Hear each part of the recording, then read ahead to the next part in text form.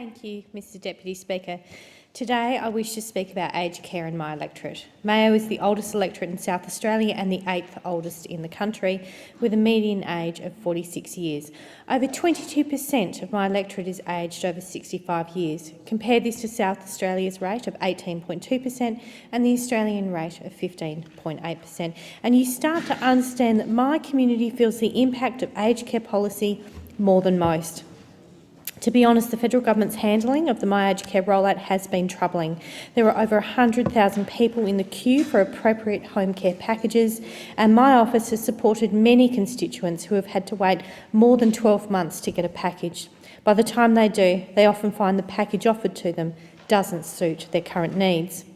Nowhere is the government's need to better address aged care highlighted more than the town of Strathalbyn in my electorate. Currently, there are just 30 home care packages being delivered to the people of Strathalbyn. Population data suggests that the township needs 50 packages right now, and by the year 2021, 97 packages will be needed.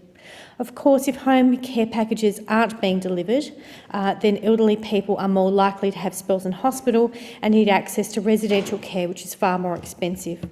Unfortunately, Strathalbyn has seen a dramatic reduction in the availability of aged care support. The closure of the Kalimna hostel led to its 24 Commonwealth Government-funded aged care beds being placed in limbo. In January 2017, an updated fire safety code resulted in the building being no longer fit for purpose, and the closure meant that its residents were moved to towns, sometimes hundreds of kilometres away from their families in Strathalbyn, and it also led to the deactivation of the 24 aged care beds. While these beds are still technically designated to Strathalbyn, they are currently lost.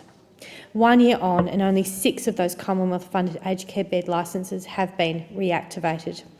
These beds have been designated to the Strathalbyn Hospital, and I'm reliably informed that as a result they are unable to be used for their aged care purpose, as the hospital requires the beds for treatment of patients. This is not good enough.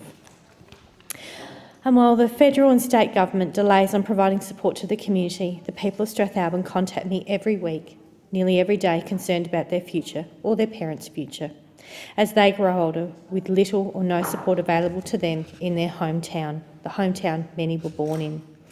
This is good cause for concern.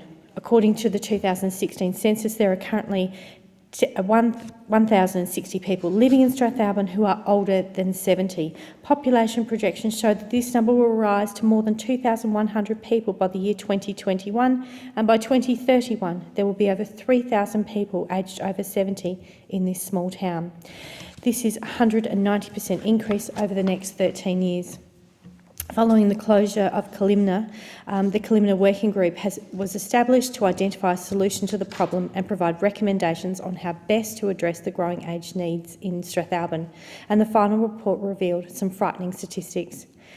As many of my colleagues in here will know, the federal government controls the number of aged care places used under the aged care provision ratio. I understand that by 2021, the goal is to have 125 aged care places per 1,000 people aged 70 years or over, and that nationally there are 112 operating aged care places per 1,000 people aged over 70 years. Of these 112, 81 are residential packages.